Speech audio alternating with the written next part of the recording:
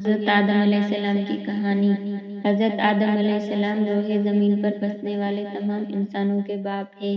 ان سے پہلے کوئی بشر نہ تھا۔ آپ کے بعد جو بھی پیدا ہوا وہ آپ کی اولاد میں سے ہے۔ اللہ تعالیٰ نے حضرت آدم علیہ السلام کو یہ شرف بخشا کہ وہ اپنے مبارک ہاتھوں سے انسانی صورت میں پیدا فرمایا۔ تمام دنیا کے کونے کونے سے جمع کی گئی خاک سے پیدا کیا گیا، پھر ان میں روح پھونکی۔ جب روح ان کے سر کی طرف سے داخل کی گئی تو ان کو چھینک آئی۔ انہوں نے الحمدللہ کہا، چونکہ حضرت آدم علیہ السلام کو تمام زمین سے جمع کی گئی مٹی سے پیدا کیا گیا تھا، جو مختلف رنگوں کی تھی۔ وہ کہیں سفید، کہیں کالی، کہیں سرخ، کہیں درمیانے رنگ کی ہے، کہیں نرم ہے، کہیں سخت ہے۔ تو ان کی اولاد بھی مٹی کی خاصیت کے مطابق پیدا ہوئی۔ ان میں سفید بھی ہے، سرخ بھی ہے، کالے بھی ہے، نیک اور بد، نرم خو اور سخت طبیعت والے بھی۔ جس روز حضرت آدم علیہ السلام پیدا ہوئے وہ جمعے کا دن تھا۔ اسی روز انہیں جنت الفردوس میں داخل کیا گیا۔ جمعہ ہی کے دن انہیں اس سے نکالا بھی گیا، اور جمعہ ہی کے دن قیامت قائم ہوگی۔ جب حضرت آدم علیہ السلام پیدا ہوئے تو ان کا قد 60 ہاتھ لمبا تھا۔ اللہ تعالیٰ نے ان کو حکم دیا کہ وہ فرشتوں کی جماعت کو سلام کہیں اور سنیں کہ وہ جواب میں کیا بولتے ہیں۔ آپ کا اور آپ کی اولاد کا یہی سلام کا طریقہ ہوگا۔ حضرت آدم علیہ السلام نے فرشتوں سے کہا، السلام علیکم، یعنی تمہارے اوپر سلامتی ہو۔ فرشتوں نے جواب میں کہا، وعلیکم السلام ورحمۃ اللہ، یعنی تمہارے اوپر اللہ کی رحمتوں کا اضافہ کر دیا۔ جب اسلام آیا تو مسلمانوں کو یہی حکم دیا گیا، جب ایک دوسرے سے ملیں تو السلام علیکم کہیں۔ اسی طرح ہم اپنے ملنے والوں کو امن و سلامتی کا پیغام دیتے ہیں۔ حضرت آدم علیہ السلام کو پیدا کرنے کے بعد اللہ تعالیٰ نے فرشتوں کو حکم دیا کہ وہ حضرت آدم علیہ السلام کو سجدہ کریں۔ انہوں نے اللہ کے حکم کی تعمیل کی اور ابلیس نے آپ کو سجدہ کرنے سے انکار کیا۔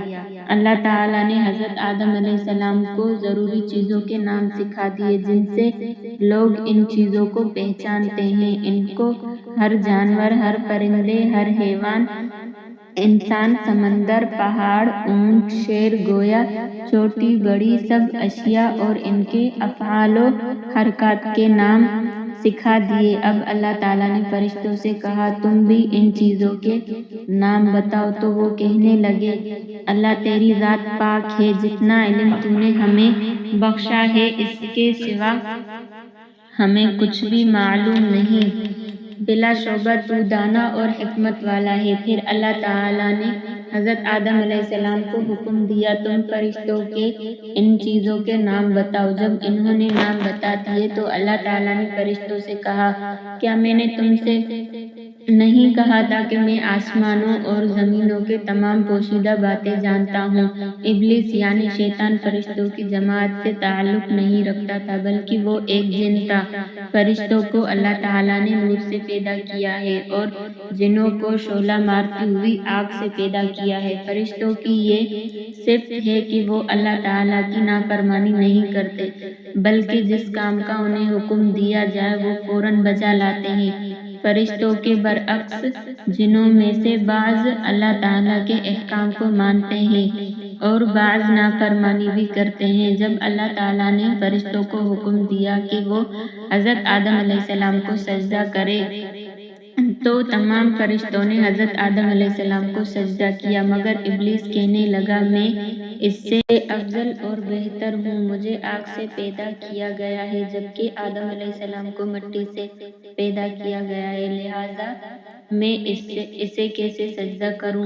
اس نے فخر اور تکبر کیا، اپنے آپ کو بڑا اور افضل جانا، حضرت آدم علیہ السلام کو حقیر اور کمتر جانا۔ اس کا عذر بڑا ہی بیکار اور غلط تھا۔ جب ابلیس نے اللہ تعالیٰ کے حکم کی نافرمانی کی تو اللہ تعالیٰ اس سے ناراض ہوئے اور اس کو حکم دیا کہ تم میری بارگاہ سے نکل جاؤ، تو مردود ہے۔ اس کا مقام اور مرتبہ بھی چھین لیا۔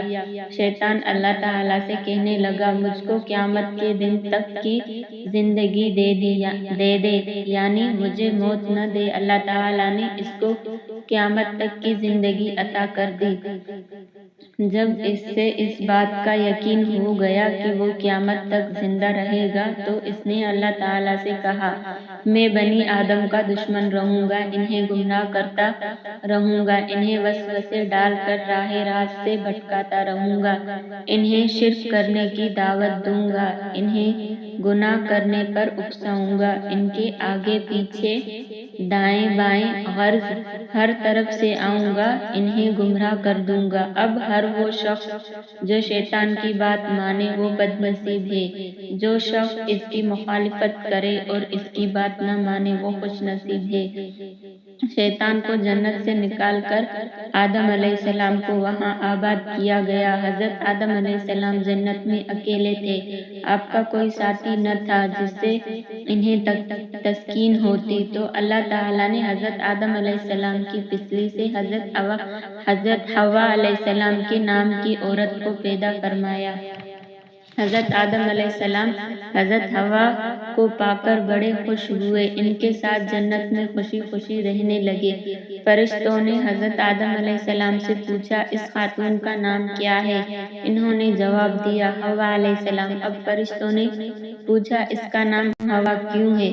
فرمایا، کیونکہ وہ ایک زندہ وجود سے پیدا کی گئی ہے۔ حضرت آدم علیہ السلام اور حضرت حوا دونوں جنت کے پھل کھاتے، اس کے باغات کی سیر کرتے۔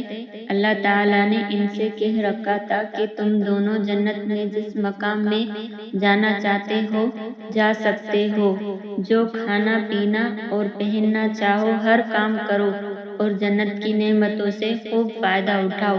ہاں، ایک ایسا درخت ہے جس کے قریب تم نہیں جاؤ گے اور اس کا پھل بھی نہیں کھاؤ گے، ورنہ تم ظالموں میں شمار کر دیے جاؤ گے۔ ایک دن ابلیس حضرت آدم علیہ السلام اور ان کی اہلیہ حضرت حوا کے پاس آیا اور کہنے لگا، کیا آپ کو معلوم ہے کہ اللہ تعالیٰ کی ذات نے آپ کو اس درخت کے قریب جانے اور اس کا پھل کھانے سے کیوں منع کیا ہے؟ وہ بولے، ہمیں تو معلوم نہیں۔ اس نے کہا، یہ ایسا درخت ہے جو کوئی اس کا پھل کھائے گا وہ ہمیشہ زندگی پائے گا، اس کو موت نہیں آئے گی، اور وہ ایسی بادشاہیت کا مالک ہوگا جو کبھی زائل نہ ہوگی۔ اس نے قسمیں کھا کھا کر اپنی بات پر یقین دلایا۔ حضرت آدم علیہ السلام اور حضرت حوا نے ابلیس کی بات مان لی اور اس درخت کا پھل کھا لیا۔ جیسے ہی انہوں نے پھل کھایا اور ان کے جسم سے جنت کے کپڑے اتار لیے گئے، وہ دونوں بے لباس ہو گئے۔ اب وہ جنت کے درختوں کے پتے توڑ توڑ کر اپنا جسم چھپانے لگے۔ انہیں احساس ہوا کہ انہوں نے اللہ کے حکم کی عدولی کر کے سخت گناہ کیا ہے۔ وہ اپنے اس فعل پر بڑے نادم اور شرمندہ ہوئے، مگر بھول ہو چکی تھی۔ حضرت آدم علیہ السلام اور حضرت حوا نے اللہ سے اپنی غلطی اور کوتاہی کی معافی مانگی اور خوب توبہ کی۔ اللہ تعالیٰ نے ان کی توبہ قبول کر لی، لیکن انہیں حکم دیا کہ تم دونوں جنت سے نکل جاؤ۔ ان کو بتایا کہ شیطان ان کا کھلا دشمن ہے، انہیں ہر چیز بنانے کے طریقے سکھائے۔ زمین پر آ کر انہوں نے سب سے پہلا جو کھانا کھایا وہ اس طرح تیار ہوا کہ حضرت جبرائیل علیہ السلام ان کے پاس گندم کے کچھ دانے لائے، ان کے کہنے پر اسے زمین پر بویا، وہ اگ آئے۔ پھر وقت آنے پر ان کو کاٹا اور گاہا، پھر بوسی سے دانے الگ کیے، پھر انہیں پیسا اور گوندا، پھر اس آٹے کی روٹی بنائی، پھر اسے کھایا۔ اسی طرح نہایت محنت اور مشقت کے بعد کھانا ملا۔ کھیتی باڑی کے علاوہ انہوں نے جانور پالے، کپڑوں کی بینائی کی، انہیں پہنا اور اپنی رہائش کے لیے گھر بنایا۔ زمین پر اترنے کے بعد حضرت آدم علیہ السلام اور حضرت حوا کے ہاں بہت سی اولادیں پیدا ہوئی۔ ان کے ہاں ہمیشہ ایک جوڑا یعنی ایک بیٹا اور ایک بیٹی پیدا ہوتے تھے۔ جب اولاد بڑی ہوئی تو انہیں حکم دیا گیا ہر لڑکے کی شادی دوسرے لڑکے کے ساتھ پیدا ہونے والی لڑکی سے کر دے۔ دوسرے کی شادی پہلے کے ساتھ پیدا ہونے والی لڑکی سے کرے، یعنی اس لڑکی سے شادی کرنا جائز نہ تھا جو لڑکے کے ساتھ پیدا ہوئی۔ اب ان کی اولاد ہوتی چلی گئی۔ اسی طرح حضرت آدم علیہ السلام کی اولاد در اولاد دنیا میں بستی چلی گئی۔ حضرت آدم علیہ السلام کی اولاد میں سے بعض لوگ بڑے نیکوکار تھے اور ان میں سے بعض لوگ شریر اور گنہگار بھی تھے جو اللہ تعالیٰ کے احکامات کو نہیں مانتے تھے۔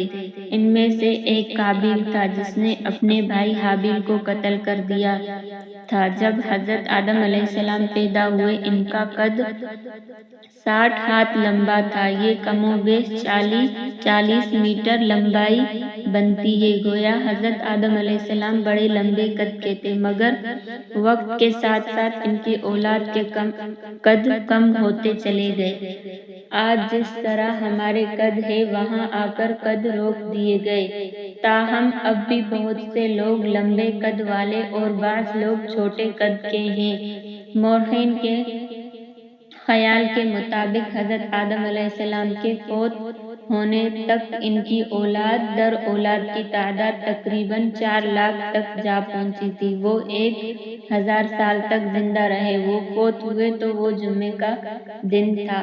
فرشتے اللہ تعالیٰ کے پاس سے جنت کی خوشبو اور جنت کا کفن لے کر آئے اور ان کے بیٹے شیش علیہ السلام سے تعزیت کی۔ انہوں نے اپنی وفات سے پہلے اپنی اولاد کو شیطان سے دور رہنے اور اس کے مکر و فریب سے بچنے کی وصیت کی اور مشکل اوقات میں اللہ ہی سے مدد مانگنے کو کہا۔